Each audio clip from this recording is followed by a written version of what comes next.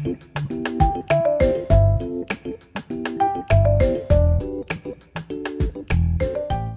everyone.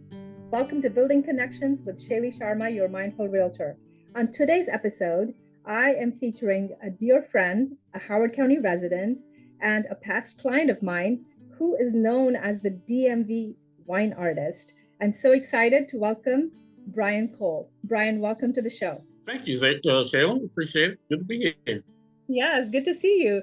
So tell me a little bit about what do you do and how did you get started as the wine artist? Okay, great. Yes. So what I do is I'm a artist, a fine artist. I focus. My subject matter is I focus in on wine and wine theme related paintings or drawings as well. So I really enjoy doing that. How I got started, I've actually been drawing and painting and into art since I was about 6. I come from a family that's very creative on my mom's side. And I've always been involved with art and drawing and stuff like that sort of thing. And I did that probably, all through school, all through high school. And then I pretty much at that point stopped because I figured, hey, look, I got to eat. So, so at that point, when in the military, got out of the military, I went to college and so forth and started doing work as a software developer and doing that and eventually got married. And that was about probably like a good 20 years.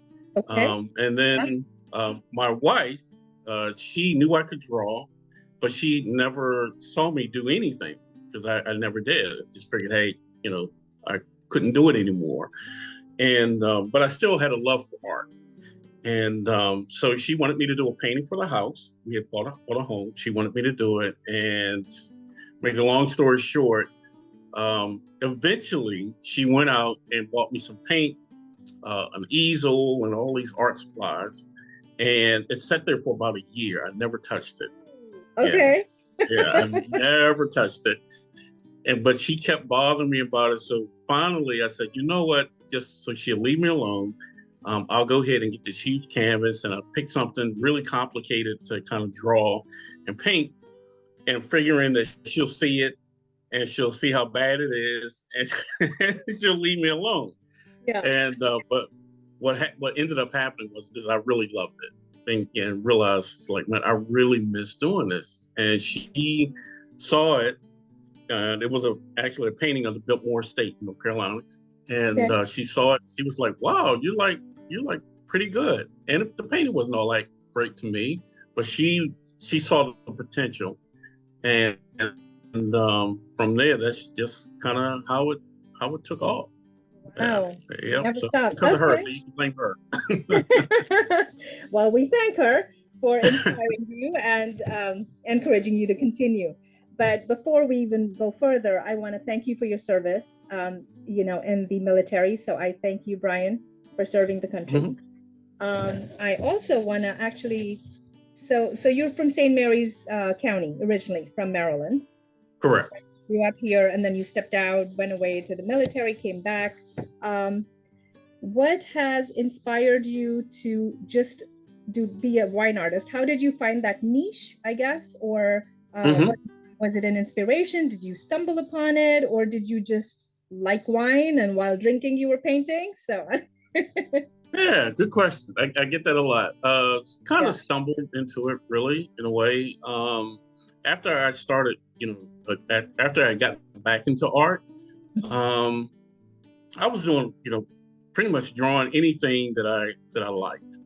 And one day I decided, I was like, well, I need something else, because I like my style is realism, photorealism, hyperrealism. And I was doing a lot of abstract stuff, a lot of musical pieces, because I play the drums as well. So I'm a drummer. Wow. Okay. Wow. Yeah. So, but I wanted something more challenging. And so I was going through a magazine one day, and I saw this setup of a still life setup of a wine and cheese. And it was actually from a bottle in Virginia, and not that far from where my wife grew up. She grew up in Orange County, Virginia. And it was just something about it that I was like, wow, it looks really good. It seems to be challenging. So, I figured, hey, I'll give it a shot. And I just fell in love with it because it just had, for me, it had everything that I was looking for as an artist to challenge me. Um, and so that's really how I got started with painting wine as a Wow. subject. Thank you for Yeah. sharing that story because I am a big fan of yours and I've gifted some of your work to so many of my clients and also family members.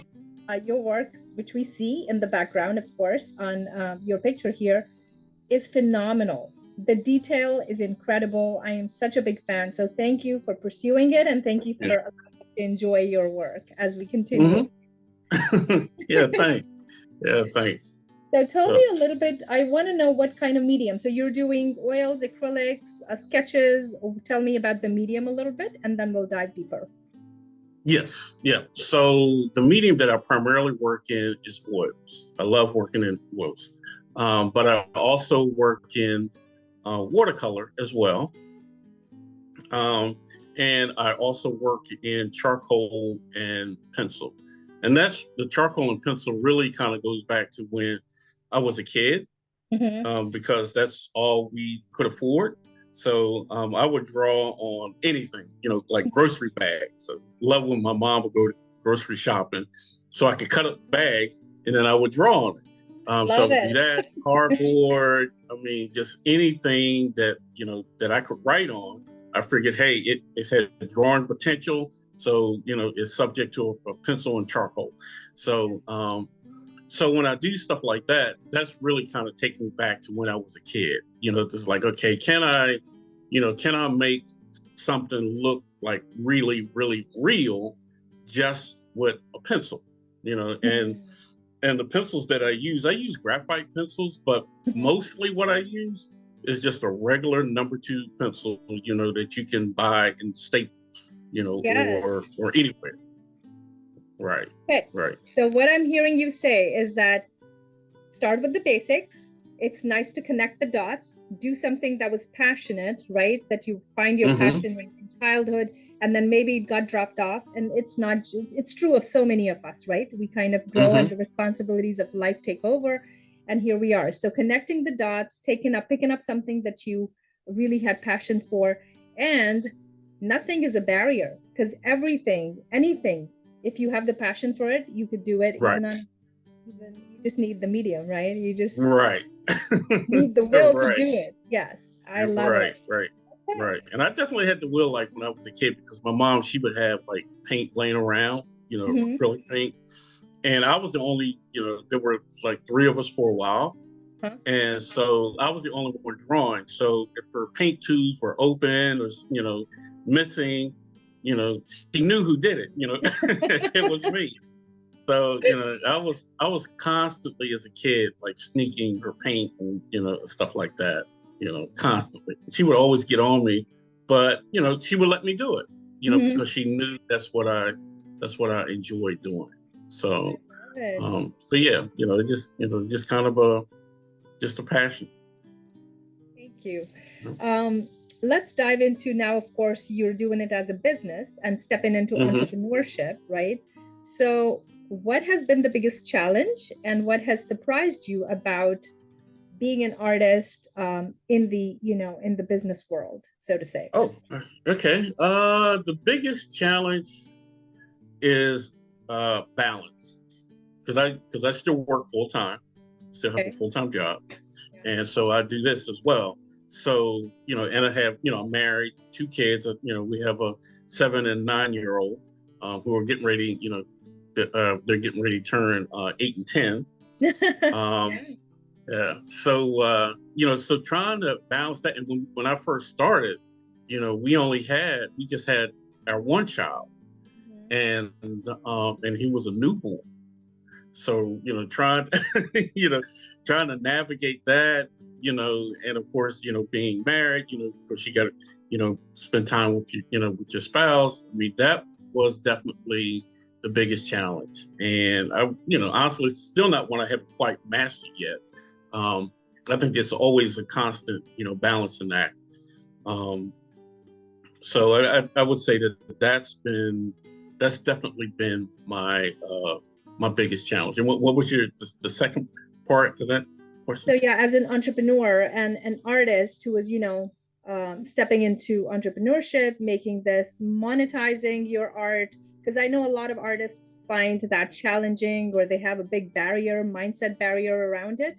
So any words Hmm. of advice that, what you've overcome or what your mindset shift has happened. So talk to us Hmm. about that. Yeah, I would say that, as an artist, you wanna do what you're passionate about, but you also want to, find a niche, that connects with a audience. Mm-hmm. Um, so I find that a lot of artists, they're like, well, hey, basically this is what I like to paint, and I'm going to force it on my clients, and people are going to like it, and they're just going to buy it, and it doesn't work quite like that. It'd be nice if it did, but it doesn't quite work like that. So you have to. What I found is you have to actually get out, get up your studio, and market yourself the same way that any business would Mm-hmm. have to do. You know, people just don't go to your website and just buy stuff, because it looks so good.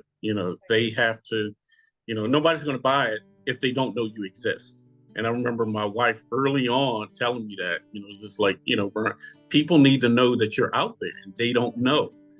Um, and you have to constantly be doing that and willing to try different things. So like like for me, like right now, yes, my primary, focus and subject matter is wine, but I'm also going to starting to get into other things as well.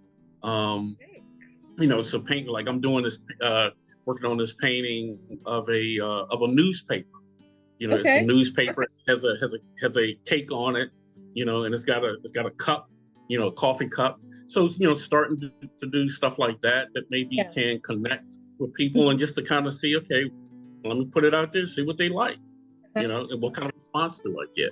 Right. So, just being able to pivot or be flexible and be able to market yourself. Thank you for sharing that. So, what I'm hearing is essentially work-life balance has been a challenge for sure, but also Hmm.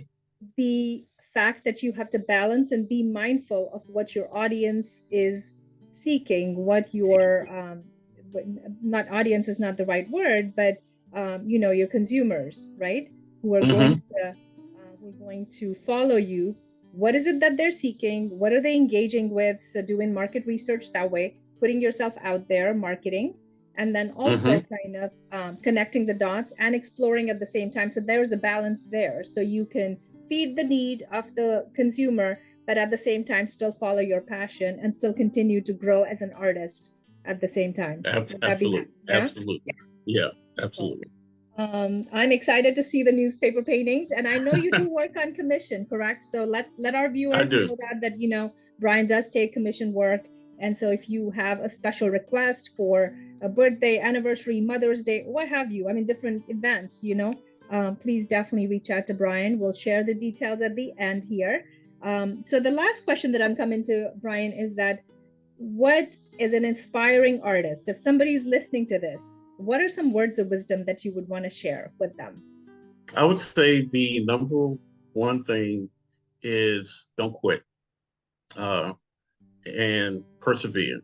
Keep going. If it's something that you want to do, want to pursue, um, you know, whether it be full time, part time, or whatever, is don't quit.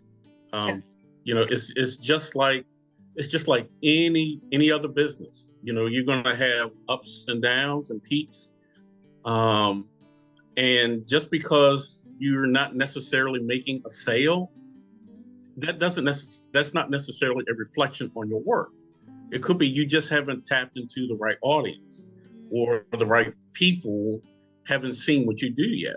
Mm, So, um, so I would say just keep going, and I would also say, um, find where your audience is at, with whatever you do,